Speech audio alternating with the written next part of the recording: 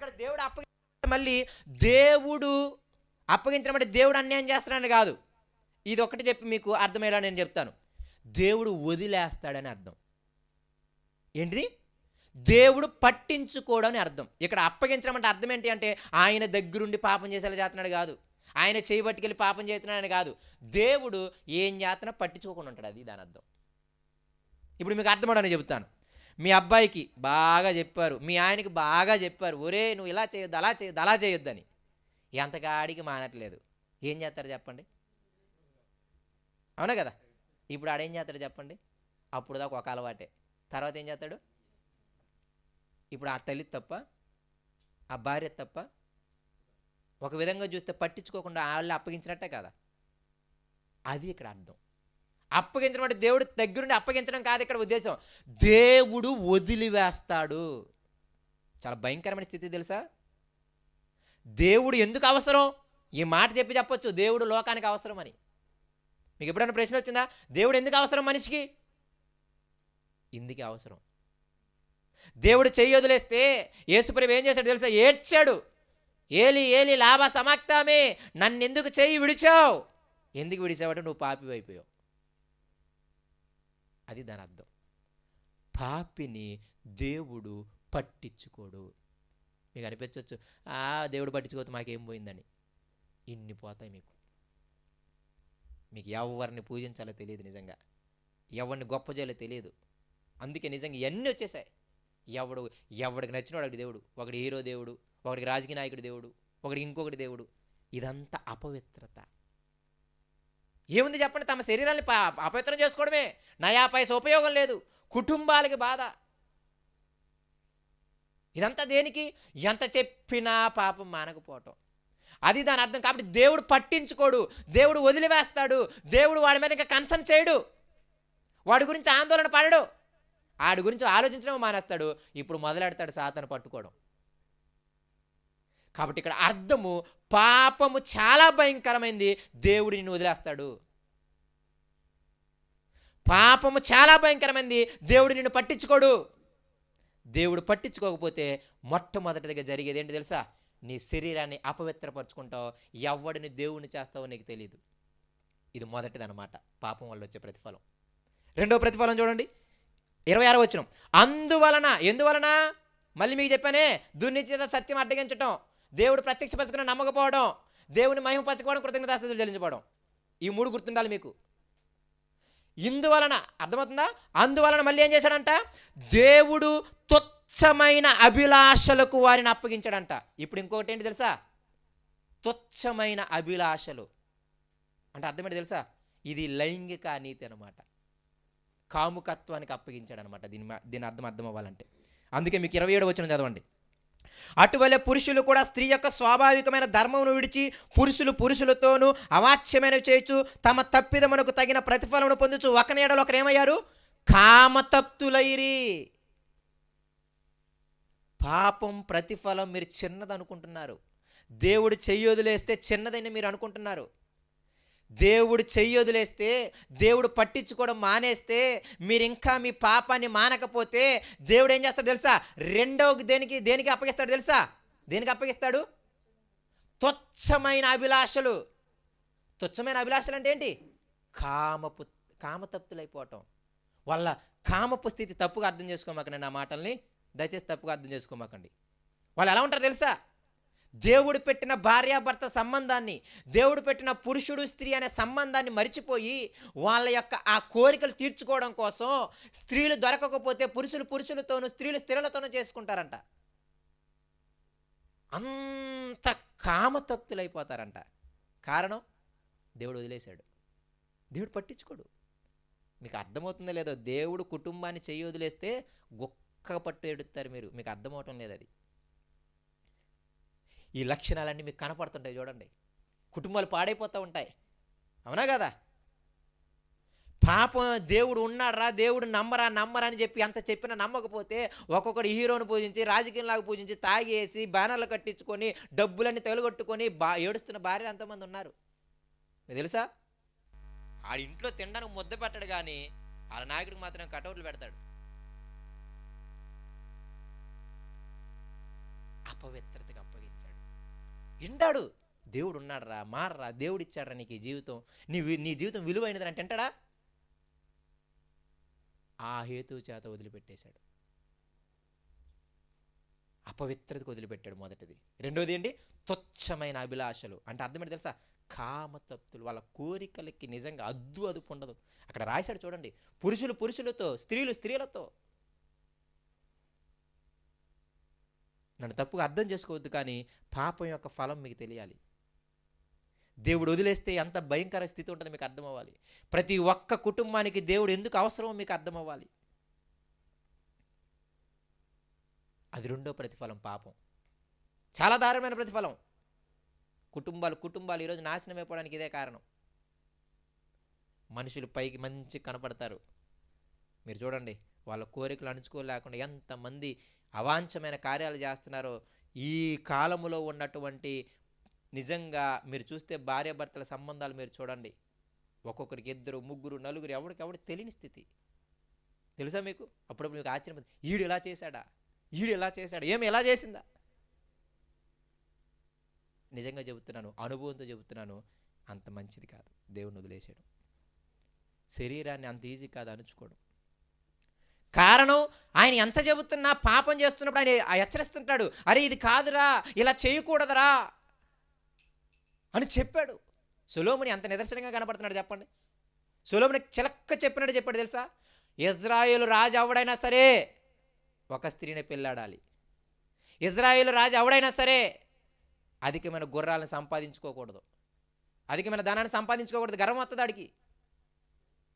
ఇజ్రాయేలు రాజు ఎవడైనా సరే వాడి దగ్గర బైబిల్ కాపీ ఉండాలి, ప్రతిరోజు చదువుతుండాలి. ఇది ఇజ్రాయేల్ రాజుగా అయ్యే ముందు ఇచ్చిన దేవుడు ఆజ్ఞలు. వాడి దగ్గర బైబిల్ కాపీ ఉండాలి, ప్రతిరోజు చదువుతుండాలి, దీని నుండి తప్పిపోకుండా. అలాంటి వాడు ఎందుకు 1000 మందిని చేసుకున్నారు? ఆయన గురించి రాబడిన మాట ఏంటి తెలుసా? కామతప్పుడు అయ్యి, అవునా కదా? కామాతురత కలిగిన వాడై, ఆ మాట పడతాడు అక్కడ. ఏంటిది? సొలొమోను కామాతురత కలిగిన వాడై 1000 మంది స్త్రీలని మోహించాడు అని ఉంటుంది అనమాట. 2 సార్లు దేవుడు ప్రత్యక్షమై చెప్పాడు, నువ్వు చేసే తప్పురా అని. ఆశ్చర్యం అనిపిస్తుంది, దేవుడు ప్రత్యక్షమై చెప్పడం ఏంటి 2 సార్లు?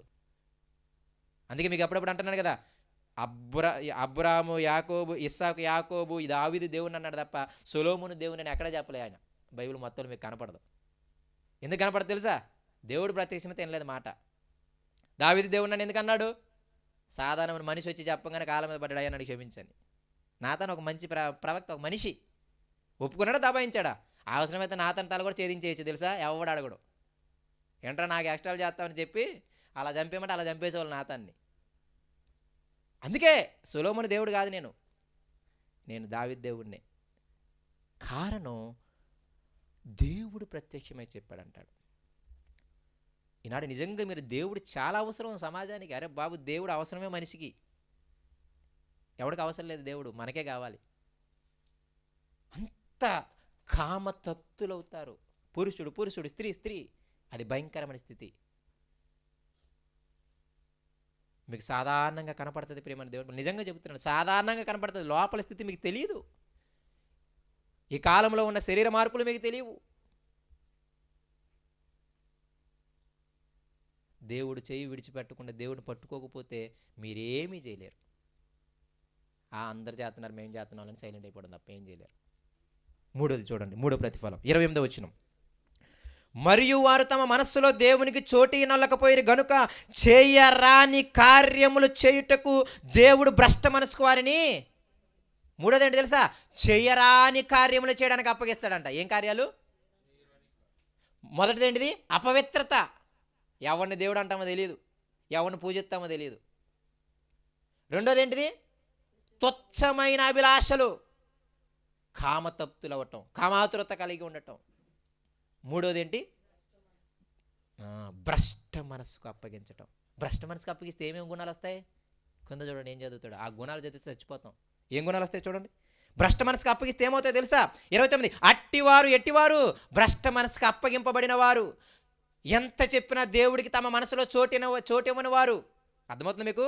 అట్టివారంటే ఎవరు? ఎంత చెప్పినా దేవుడికి తమ మనసులో ఏమెవరు? చోటెవరు. ఎంత చెప్పిన వాళ్ళు ఏమయ్యారు? దేవుణ్ణి ఎరగరన్నమాట. దేవుడు వాళ్ళని ఏం అప్పగించాడంట? భ్రష్ట మనసుగా. మళ్ళీ చెప్తున్నా, దేవుడు అప్పగించాడనే పదం వాడుతున్నాను, కానీ దాని అర్థం ఏంటంటే దేవుడు పట్టించుకోడు, దేవుడు వదిలివేస్తాడు. ఎప్పుడు? పాపం చేసినప్పుడు. అది నిజమే. ఎంత చెప్పినా చేయకపోతే ఏం చేస్తాను చెప్పండి దేవుడు. కాబట్టి అది గుర్తుండాలి మీకు. అంతే తప్ప దేవుని తప్పుగా అర్థం చేసుకోమాకండి. ఇక్కడ దేవుడు అప్పగిస్తున్నాడు, దేవుడు చేయిస్తున్నాడు కాదు ఇక్కడ. ఓకేనా? అది ఏం చేశాడంట? అట్టివారు ఏం చేస్తారంట? సమస్తమైన దుర్నీతి చేతను, దుష్టత్వము చేతను, లోభము చేతను, ఈర్ష్య చేతను నిండుకొని ఉంటారు. ఈ 4 గుణాలు బాగా గుర్తుపెట్టుకోండి. దుష్టత్వము, దుర్నీతి, తర్వాత లోభము, ఈర్ష్యతో నిండుకొని ఉంటారనమాట. ఈ 4 కలిగి ఉన్నప్పుడు ఏమవుతాయి తెలుసా? మిగతా గుణాలు వస్తాయి. ఏమని? మత్సరం వస్తుంది. ఈ 4 కలిగి ఉన్నప్పుడు. ఈర్ష్యలో నుండి పుట్టుకొచ్చిందే మత్సరం. ఈర్ష్య అంటే ఏంటి? అస్సలు ఓర్చుకోలేమన్నమాట. మీకు తెలుసా? పాపం యొక్క ఫలం కయ్యూను. ఏంటి తెలుసా? ఈ గుణం వచ్చింది. తర్వాత మళ్ళీ మీకు ఆదాము దగ్గరికి వెళ్తాను. ప్రస్తుతానికి ఈ 3 అర్థం పెట్టుకోండి. ఈ గుణాలే మీకు అక్కడ కనపడతాయి. తర్వాత ఆదాము చేసిన పాపం వల్ల వచ్చినవే సమాజంలోకి, మనుషుల్లోకి దూరాయి ఇవి.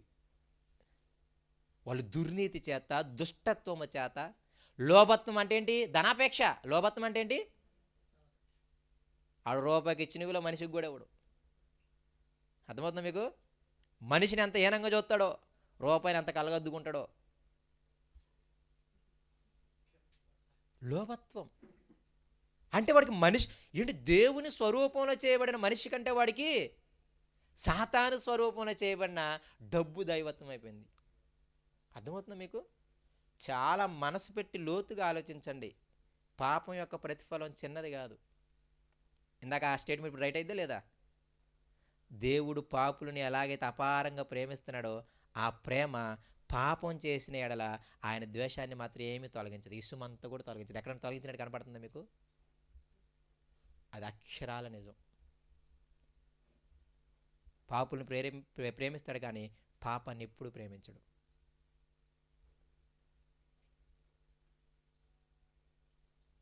వాళ్ళు ఈర్ష్యతో ఉంటారు, లోభత్వంతో ఉంటారు. తర్వాత ఏమొస్తాయి? మత్సరము, నరహత్య. చూసారు అక్కడ?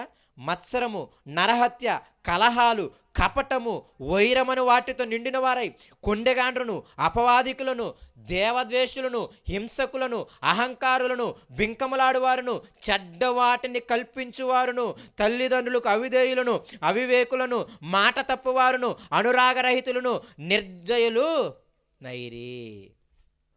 పైగా ఇక్కడ విచిత్రం ఏంటి తెలుసా? ఇట్టి కార్యాలు చేయటం మరణానికి పాత్రులు మనకి తెలుసు కూడా చేస్తారంటే ఇది ఇంకో భయంకరమైన స్థితి. మరి నాకు అర్థం కాదు ఈ మాట చదివినప్పుడల్లా. ఇవన్నీ చేసే వాళ్ళకు అది మరణానికి దారి తీస్తుంది, అది నన్ను ఏదో ఒక రోజు నాశనం చేస్తుంది అని తెలిసి కూడా చేస్తుంటారంట. అప్పుడప్పుడు ఏమనిపిస్తుంది తెలుసా? అప్పుడప్పుడు వాళ్ళు అంటుంటారు, నేను మానలేకపోతున్నాను రా, మానలాలని ఉంది కానీ, నాకు కూడా బతకాలని ఉంది కానీ నేను బతకలేకపోతున్నాను రా అంటాడు. చూసారా? అది ఎంత స్థితి తెలుసా? ఎన్నోసార్లు బతిములన్న ఆడిది వెనక తిరగకపోతే చివరికి ఆ స్థితి. అప్పుడప్పుడు అలా ఉన్నప్పుడు జాలి వేస్తుంటుంది. ఎందుకంటే అప్పుడప్పుడు అనిపిస్తుంటుంది అనమాట, నేను మిమ్మల్ని పిలవగా, సామెతలు అందరూ ఉండద్దేం బాగా గుర్తు వస్తుంది నాకు అప్పుడప్పుడు. నేను మిమ్మల్ని పిలవగా, నేను నా ఉపదేశాన్ని మీకు నేను వినమని చెప్పగా మీరేం చేశారు? వినలేదు, నన్ను పట్టించుకోలేదు, నా దగ్గరికి రాలేదు. అప్పుడు మీ మీదకి ఏమొచ్చింది? శ్రమ తుఫాను వలె మీ మీదకి వస్తుంది. సుడిగాలి వలె మీకు ఆపదలు వస్తాయి. అర్థమవుతుందా? సుడిగాలి వలె, తుఫాను వలె మీ మీదకి శ్రమలు, ఆపదలు వస్తాయి. అప్పుడు ఏం చేస్తారు తెలుసా? వేరే దిక్కు లేదు, దేవుణ్ణి శ్రద్ధగా వెతుకుతారంట. అక్కడ రాయబడిన పదం ఏం పదం?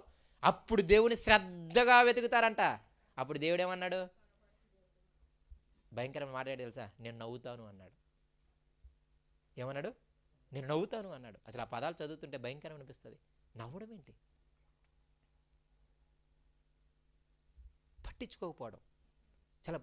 అంటే అందుకంటాడు, దొరికే వేళలను వెతకండి, ఒకానొక రోజు ఈ మాటలు మీకు దొరకవు అని అంటుంటారు. చూసారా? అవన్నీ ఏదో అబద్ధపు మాటలు అనుకుంటున్నారా మీరేమన్నా? సొలొమోనుకు బాగా అనుభవంలోకి వచ్చింది. అందుకే చెప్పాడు రా 2 సార్లు ప్రత్యక్షమయ్యి, ఆయన దొరికిన వేళని పట్టుకోలేకపోయా, తర్వాత నేను తెగెత్తిగా, ఏం ఉపయోగం? 6,000 జీవితం పోయింది. సంసోను కూడా అలాగే అంటాడు తెలుసా? నా వెంట పడ్డాడు ఆయన, కానీ నేనేం చేశా? ఒక ఆమె వెంట పడ్డా. ఏమైంది చివరికి? దౌడ మిగితే 800 మందిని చంపేయడం ఏంటి, 1000 మందిని చంపేయడం ఏంటి, ఆశ్చర్యం అనిపిస్తుంది. 100 మందిని చంపితేనే మగధీరాలని పెట్టుకొని మనం ఎంత బెయిలప్ చేస్తున్నాం, మళ్ళీ అది డూపు మళ్ళీ. అవునా కదా? అసలు దౌడెముకతో 1000 మందిని చంపడం ఏంటారు ఆయన అనిపిస్తుంది మీకు. అయినా చదువుతుంటే నిజంగా అంత ఆశ్చర్యం అనిపిస్తుంది మీకు. అంత బలద్రుడు ఏమైపోయాడు తెలుసా? ఆయన పాప స్థితి మీరు ఎప్పుడైనా చూసారా సంసోన్ది? నాకు ఆశ్చర్యం అనిపిస్తుంది సంసోన్ జీవితం చదువుతున్నప్పుడు. ఫస్ట్ ఆమె ఒళ్ళో పడుకొని ఉంటాడా, వాళ్ళు వస్తారా చంపడానికి, అప్పుడు అర్థమైపోయింది కదా ఏమో నన్ను ప్లాన్ చేస్తుంది చంపడానికి అని. అయినా వదిలేస్తాడా అంటే అది చూస్తే పాపము, నిజంగా చెప్తున్నాను, ఒకానొక స్టేజ్ వెళ్ళిపోయిన తర్వాత ఆ పాపాన్ని వదిలిపెట్టలేం. అసలు ఏమో బుర్రలేని తనం సంసోన్ అనిపిస్తుంది. ఊరే చంపుతుంది ఆమెని నీకు అర్థమైనా మళ్ళీ ఆమె ఒళ్ళను పడుకొని మళ్ళీ ఏం చేస్తాడు, ఆమె విసిగిచ్చేసిందంట. ఏమి దౌడిక చోటు కొట్టి వెళ్ళిపోక. అవునా కదా? అంత ఈజీ అనిపిస్తుంది మనకి, పాపం అంత ఈజీ కాదు. సంసోన్ది నిజంగా ఆశ్చర్యం అనిపిస్తుంది నాకు. అంత క్లియర్గా చంపుదామని ప్లాన్ చేస్తుందిరా. అంతమంది వచ్చారు, ఎమ్మటి కట్లు కట్టింది, ఇప్పేసుకున్నావు, 3 సార్లు జరిగి ఉంటుంది అలా. చివరికి ఆమె లాలన మాటలకి ఏమైపోయాడు, ఇదిగో నా జుట్టులో ఉంది చంపేసుకోండి అన్నాడు అన్నమాట. పాపము నేను మళ్ళీ చెప్తున్నాను, ఒకానొక రోజు ఈ ఫీల్ వస్తుంది మీకు, కానీ చేజారిపోతాం, నిజంగా చేజారిపోతాం. ఏముంటుంది వెనక. అప్పుడప్పుడు అనిపిస్తుంది సంసోన్ కన్నా దొరికింది చివరిలో, దేవ ఒక్కసారి హెల్ప్ చేయంటే హెల్ప్ చేశాడు, ఆ పాటికి గుడ్లు పీకేశారు, అన్నీ పీకేశారు, చివరికి ఏమైపోయాడు, చచ్చిపోయాడు. అప్పుడప్పుడు అనిపిస్తుంది ఆత్మచేత నిండుకొని పుట్టినోడు ఆయన. ఎవడి చేత? ఆత్మచేత నిండుకొని పుట్టినోడు. ఆయన నన్ను ప్రతిష్ఠించు, గర్భంలోనే పిలుచుకున్నాడు ఆయన. జుట్టు కత్తిరించకూడదు, మద్యం తాగించకూడదు. అరే అప్పుడప్పుడు అనిపిస్తుంది అలాంటి ఎన్నుకోబడ్డ వారి జీవితాలు అలా ఉంటే ఆఫ్టర్ ఆల్ గాలో మనం అంతా, ఒక మాటలో చెప్పాలంటే ఎంత ధైర్యంగా బతుకుతామో మనం. పాప ఫలము చిన్నది కాదు, పాప నైజము చిన్నది కాదు. మీరు చిన్న పాపమే కాదని వదిలేస్తే అది రేపు ఎలా ఉంటుంది తెలుసా, మానలేము. నిజంగా అలా కల్లార జీవితాలు చచ్చిపోయిన వాళ్ళు ఎంతమంది ఉన్నారో మీకు తెలుసా? త్రాగుడికి బానిసే మానలేకుండా వాళ్ళు ఉన్నారు, కాముకత్వానికి బానిసై వ్యాధి వచ్చి చనిపోయిన వాళ్ళు ఎంతమంది ఉన్నారు చెప్పండి. వాళ్ళకేమైనా చచ్చిపోవడం ఇష్టమేంటి, వాళ్ళకేమైనా రోగం తెచ్చుకోవడం ఇష్టమా? మానలేక పాపాన్ని. అంతకుముందు ఎన్నిసార్లు చెప్పినా ఆడి దుర్నీతి చేత దేవుడిని అడ్డగించాడు. దేవుడు ఉన్నాడా అని చెప్పినా ఎవడు చెప్పాడు దేవుడు లేడు అన్నాడు. దేవుడు దయ వల్ల నువ్వు బతుకుతున్నావురా, ఆయన గాలి, ఆయన నీడు, ఆయన ఆహారం వల్ల బతుకుతున్నావంటే ఎవడు చెప్పాడు, నా చేతుల కష్టంతో నేను బతుకుతున్నాను అంటాడు. ఊరే ఆ 2 చేతులు కూడా తల్లి గర్భంలో వచ్చింది దేవుడేరా అంటే ఎవడు చూశాడయ్యా అని అంటాడు అన్నమాట. ఆ అహంకారం, అహంభావం ఒకానొక రోజు ఈ యొక్క భ్రష్ట మనసుకు అప్పగించే పని అయిపోతుంది. వాడు చాలా ఆ గుణగణాలన్నీ చదివితే కళ్ళారా కనపడుతుంటాయి మీకు. చూడండి ఈరోజు మనుషులు ఆ స్వభావాలు ఎందుకు కనపడుతున్నాయి మీకు ఒక విషయం చెప్పనా? ఈ స్వభావాలన్నీ ఎవరిలోవి? వీళ్ళందరూ ఎవరి వల్ల పుట్టినోళ్ళు? మొదటి యోహాను పత్రిక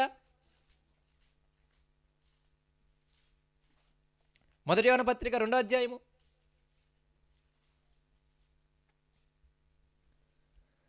15వ వచనము.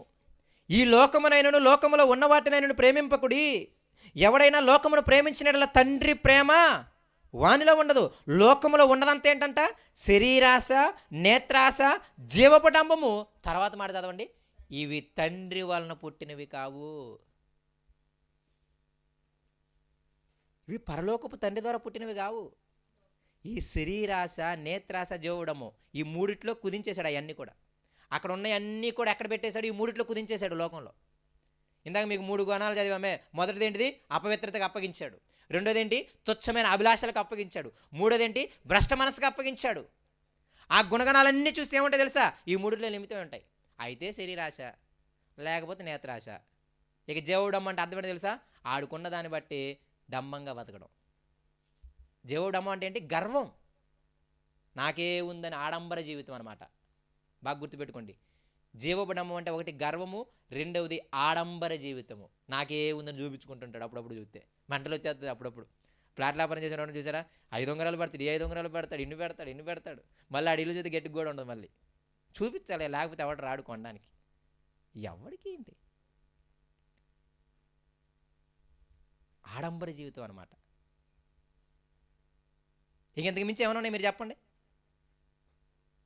అన్నీ శరీరానికి, అన్నీ నేత్రానికి, ఇక మిగతా అంతా ఇక ఉన్నోళ్ళంతా డబ్బు ఉన్నోళ్ళంతా గర్వానికి, ఆడంబరమైన జీవితానికి. లోకంలో ఉన్నదంతా ఇది ఎవడి వల్ల పుట్టింది కాదు, తండ్రి వల్ల పుట్టింది కాదు. ఇప్పుడు మీరు ఆదికాండం 1వ అధ్యాయానికి వెళ్ళండి, 2 అధ్యాయాలు. మనము పోగొట్టుకుంది ఏంటి తెలుసా? ఆదాము పాపం వల్ల తండ్రి స్వభావాన్ని పోగొట్టుకున్నాడు. ఆత్మీయ మరణం అని నేను అన్నామే. ఆత్మీయ మరణం అంటే అర్థం ఏమనుకున్నారు?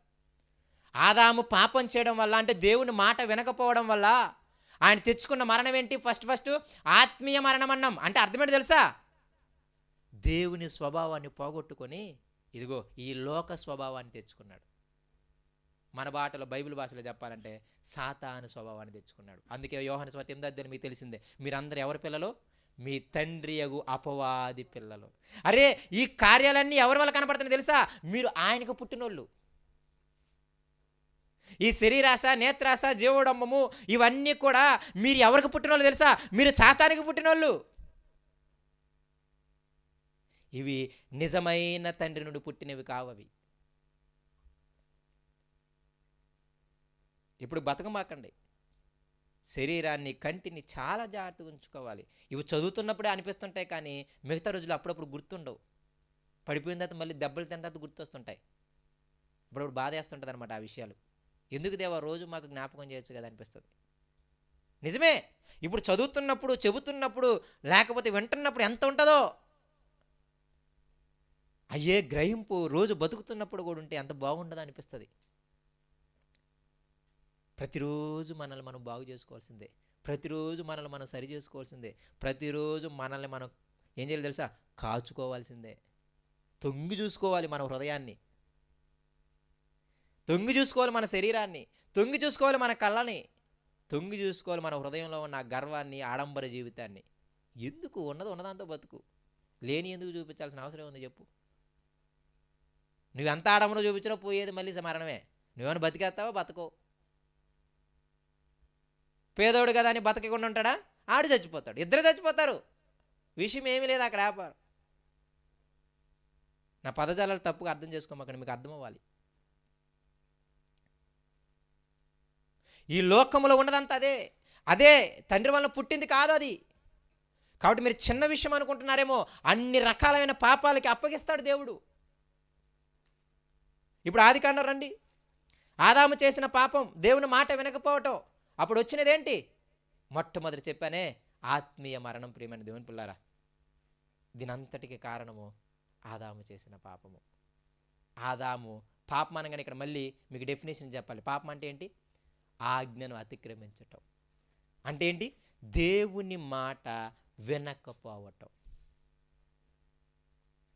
దేవుని మాట, ఈ 66 పుస్తకాలు ఉన్నాయి మాటలు, ఈ మాటలు వినకపోతే, విని ఆ ప్రకారంగా బ్రతకకపోతే చిన్నది కాదు వచ్చేది, నువ్వు పోగొట్టుకునేది దేవుని స్వభావాన్ని. ప్రతి చల్లపోట వచ్చి ఏంటో ఆ సృష్టికర్త వచ్చి మాట్లాడేవాడంట. మరి ఏంటో ఎంత విచిత్రం అనిపిస్తుంది తెలుసా? సర్వలోకాన్ని కలిగించినోడు, యుద్ధము చేయి యెహోవా, సైన్యములకు అధిపతి, సర్వాధికారి, సర్వ సృష్టికర్త. అవునా? ఈ భూమి అంతా ఆయనంత బలం కలిగిన దేవుడు లేడు. ఇంత గొప్ప కార్యాలు చెప్పుకుంటున్నామే, ఆయనంత జ్ఞానవంతులు లేడు, అనంత జ్ఞాని అయిన దేవుడు, సర్వజ్ఞాని అయిన దేవుడు అని చెప్పుకుంటున్న ఆయన ఆదాము దగ్గరకు వచ్చి చక్కగా మాట్లాడుకుని వెళ్ళేవాడంట. ఆ స్థితిని పోగొట్టుకున్నారు. నా స్వరూపం నా పోలికలో చేసుకున్నాడు దేవుడు. దేవుడేమన్నాడు? ఆయన స్వరూపం ఆయన పోలికలో చేసుకున్నాడు. ఆ స్వరూపాన్ని, ఆ పోలికను పోగొట్టుకున్నారు, ఆ స్వభావాన్ని పోగొట్టుకున్నారు. ఇప్పుడు చూడండి, అసలు ఇప్పుడు మనం చదివిన ఆ 3 స్వభావాలు, ఆ పాప ఫలం వల్ల, ఆ పాపం యొక్క ప్రతిఫలంలో వచ్చిన ఆ యొక్క అపవిత్రత కానీ, ఆ యొక్క తుచ్చమైన అభిలాషలు కానీ, ఆ యొక్క భ్రష్ట మనసుకు అప్పగించడం కానీ, ఇవన్నీ ఎక్కడైనా దేవుని స్వభావమా? కారణం ఏంటి చెప్పండి? దేవుని మాటకి. ఈరోజు మీ అందరికీ చెబుతున్నాను, ఎవరైనా దేవుని మాటలు వినకపోతే ఆ మాటలు చదవకపోతే, ఆ మాటలు ధ్యానించుకుంటూ ఆ ప్రకారంగా బతకకపోతే ఒకానొక రోజు ఈ 3 గుంపుల్లో నీ జీవితం నా జీవితం ఒక గుంపు. నేనేం చేయట్లేదు, నాకు ఏ చెడు అలవాట్లేదు అనుకుంటారు అంతే. మీరు బతకలేరు అలా లోకంలో. పరిశుద్ధాత్మ ద్వారా తప్ప ఎవడు కూడా శరీరాన్ని కంట్రోల్ చేయలేడు. దేవుడిని విశ్వసించకుండా పరిశుద్ధాత్మ దేవుడు రావుడు. కాబట్టి మీరు నేను ఉంటున్నానంటే అదంతా భ్రమ. ఒకానొక రోజు పడిపోతారు. మీరు అంత పునాది లేని ఇల్లు లాంటి వాళ్ళు అనమాట. ఇప్పుడు బాగానే కనపడుతుంది, ఏదో ఒక రోజు పడిపోతారు. ఎంతమందిని చూపించవచ్చు మనం అలాంటి వాళ్ళని, అవునా కదా? పెళ్లి కాకముందు ఏ అలవాటు లేదని చెప్తుంటాం. పెళ్ళిన ఆ శ్రమలకు బట్టి ఎన్ని అలవాట్లు ఉన్న వాళ్ళు ఉన్నారు చాలామంది. అదే శ్రమలు దేవుని ఎరిగిన వాళ్ళకి కూడా వస్తున్నాయిగా. ఆడేమైనా అలవాట్లు అయిపోతున్నాడా? అదే మీకు అర్థమో. మళ్ళీ చెప్తున్నాను, దేవుని మాట వినకపోవటము, ఆ మాట ప్రకారంగా బ్రతకకపోవటము చిన్న విషయం కాదు. రేపు నీ జీవితము, నా జీవితము, నీ కుటుంబ జీవితం, నా కుటుంబ జీవితము, ఆ ముగ్గురు గుంపులు ఉన్నాయి చూసారా? ఆ ముగ్గురు గుంపుల్లో ఒక గుంపులో నీ భర్త, నీ భార్య, నీ పిల్లలు, నీ కుటుంబం, నా భార్య, నా పిల్లలు, నా కుటుంబాలు కనపడతాయి ఒకరోజు. ఇప్పుడు ఏం కనపడదు మీకు, ఇన్ ఫ్యూచర్ కనపడుతుంది. కాబట్టి దావీదు పాపం వల్ల, క్షమించండి, ఆదాము పాపం వల్ల దేవుని స్వభావాన్ని కోల్పోయాడు. పాపం అంటే దేవుని మాట వినకపోవటం, జ్ఞాపకం పెట్టుకోండి. ఆయన మాట చదవకపోవటం, చదివి విని ఆ మాట ప్రకారంగా జీవించకపోవటం. అసలు వినడానికి ఆసక్తి లేదు, చదవడానికి ఆసక్తి లేదు, ఇక జీవించడం ఆడొస్తుంది చెప్పండి, అవునా కదా? మీరందరూ నన్ను చూడ ఇబ్బంది లేదు, ఒక 10 నిమిషాల్లో ముగిస్తానమాట, సరేనా? ఈరోజు నేను మారు మనసు పొందలేదని అందుకే చెప్పా, సరేనా? నేను ముందే మాట ఇచ్చా, మాట ఏం తప్పలేదు. ఓకే, ఒక్క 10 నిమిషాల్లో నేను ముగించేస్తా, ఇంక ఇబ్బంది ఏం పెట్టను మిమ్మల్ని.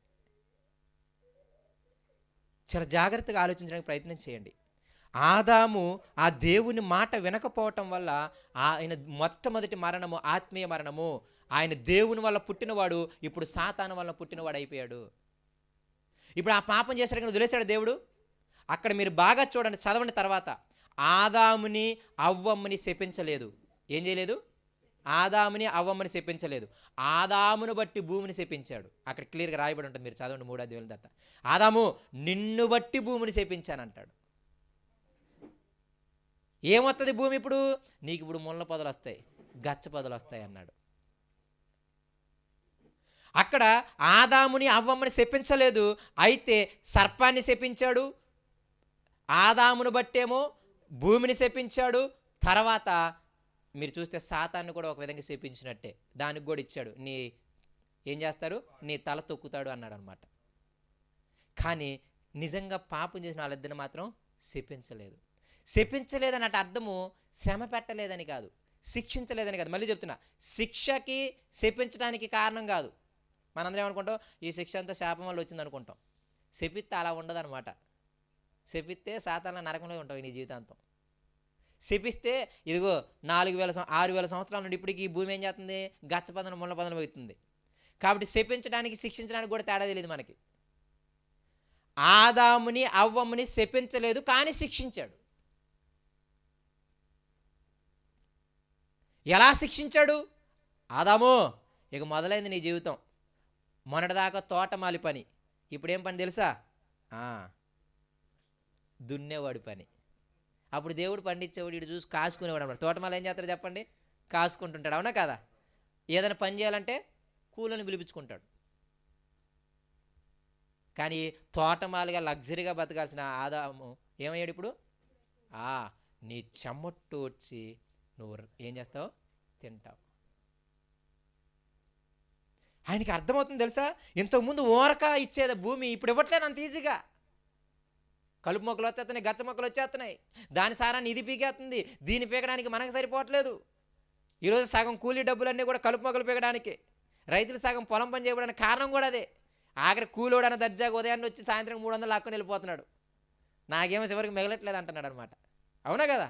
నిజం, అబద్ధాలేం కాదు. అంత దుస్థితి ఇంతకు ముందు ఉండేది కాదు. ఇంతకు ముందు గచ్చపదలు ముళ్ళ పదలు మొగిలే కాదు భూమి. ఆదాము, నువ్వు చెమటోడ్చి బతుకుతావు, ఇక శ్రమ పడాల్సిందే. అందుకే ఎప్పటికీ మనము అన్ని చోట్ల తంటా పడితేనే ఉన్నాం, అవునా కదా? ఆఫీసులో ఉన్నాడు సారికి దగ్గర శ్రమ పడతాడు, అంతేనే కదా? ఇప్పుడు భూమిని ఎవడ దొండకపోవచ్చు. ఆఫీసులో ఉన్నాడు ఆ సారి కింద ఆడవ బానిసే, చెమటోడ్చి బతకాల్సిందే.